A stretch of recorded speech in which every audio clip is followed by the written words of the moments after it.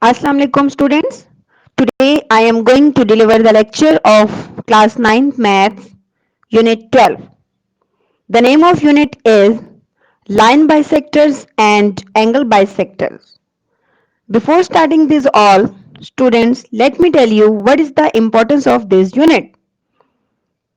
It is very important unit because one question of 8 marks comes in section C, and according to new Federal Board Maths paper pattern for class 9, one question can also come in section B. Since it is very important unit, so listen it carefully and understand it properly. As it is the unit consists of theorems, before starting I want to explain you what is a theorem. You must have heard the name of geometry. It can be explained in these two terms: practical geometry and demonstrative geometry. Students, you must be familiar with practical geometry because you have done in previous classes. But here I am going to tell you again. In practical geometry, we construct or draw figures like line, line segment, angle, triangle, square, and circle. But in demonstrative geometry, we use all the basic definitions of geometry to prove a given statement through logical reasoning. It is called a theorem. Theorems have following parts. These are six. Number one, statement. Number two, figure. Number three, given. Number four, to prove. Number five, any construction is required if there. Number six, proof. It means only statement will be given to you and you people will find what is given in the statement, and you will see what kind of figure can be constructed over here. This is the way to solve a theorem. Since the name of unit is line bisector and angle bisector, so first of all we should know the definitions of line bisector and angle bisector, that what are these actually. As in the first figure students, you can see AB is a line and CD is a perpendicular bisector of it, as it is touching it at point O by making an angle 90 degree. So this CD is known as a line bisector, as it is also dividing it into two equal parts. AO is equal to BO. In the second figure students, you can see this is known as angle bisector, in which angle LON is shown to you and OM is a ray which is intersecting it into two equal parts, so that this angle is divided into two equal parts. So here OM is called or known as angle bisector. In the above figure, CD is line bisector of AB line, and in the second figure student, OM is the angle bisector of angle LON. Please student, see these figures and check them that you got it, so that you can learn the theorem properly. Okay student, let us start theorem 12.1.1. The statement is any point on the right bisector of a line segment is equidistant from its endpoints. Before reading it again, you must see it is related to by one definition or another one definition. It is related to the first definition which I told you before, right bisector of a line segment. And let us read again. Any point on the right bisector of a line segment is equidistant from its end point. What is given in it, student? A line LM is there and a line segment AB is there, where LM is a right bisector of it at point C. Why it is called a right bisector at point C? Because it is right bisector at point C mean it is making an angle of 90 degree at point C, and it is right bisector.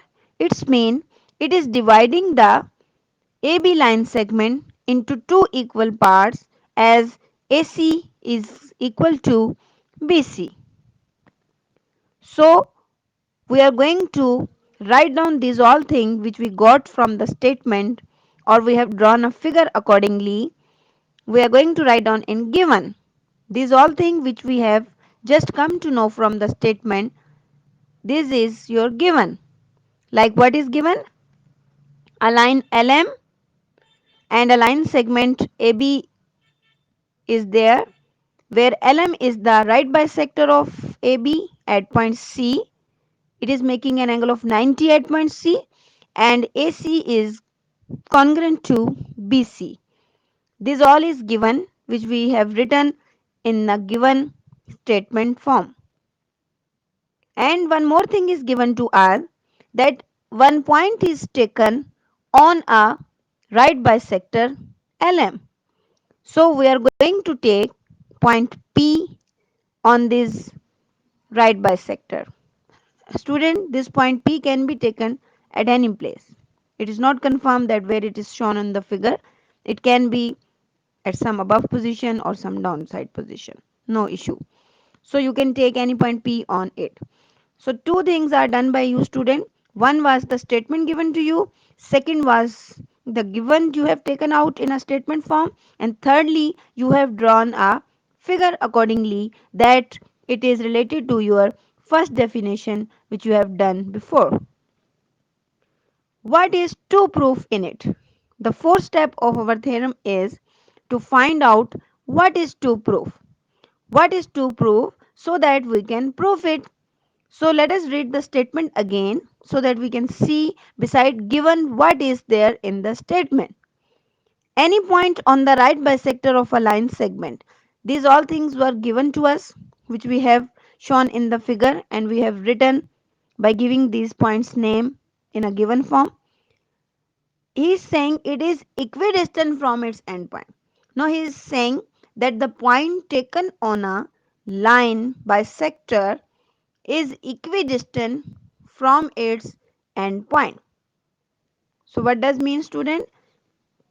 Point P is having a same distance to reach to point A as same point P is having a same distance to reach at point B. So what is to prove for us? That we have to find out PA is congruent to PB. What is to prove? PA is congruent to PB. The fifth step of theorem is a construction. Here we need some construction. What is this required? This point P which we have taken on a line bisector or right bisector, we should join this to this point A and also towards the point B. What is construction? Joining point P to A and also point P to B. This is our construction which is shown almost dottedly in the figure. It can be without dot, it can be full line, no issue. But here he has shown you dotted form of this thing. The sixth thing, which is the foremost and important thing, that is proof. How we can prove? We have done it in theorem definition, that when the statement is given, we find given to prove and construction from it, and also prove that to prove with the statements and their logical reasons. So here student, you can see a block made or table made in which one side is written statements, another side is having reason. Whatever statement you will given here, you will give here, you will see you have to give its reason in front of that. From where we have to start this proof? Again we have to see the figure. In the figure you people can see two triangles are constructed after joining point P to A and P to B. Why we have done this thing? So that two triangles can be there and we can compare them. We can take their proper correspondence and then we can prove it. So two triangles are formed like ACP and BCP. ACP and BCP. So first thing which we are going to take here is, let us take the correspondence of these two triangles.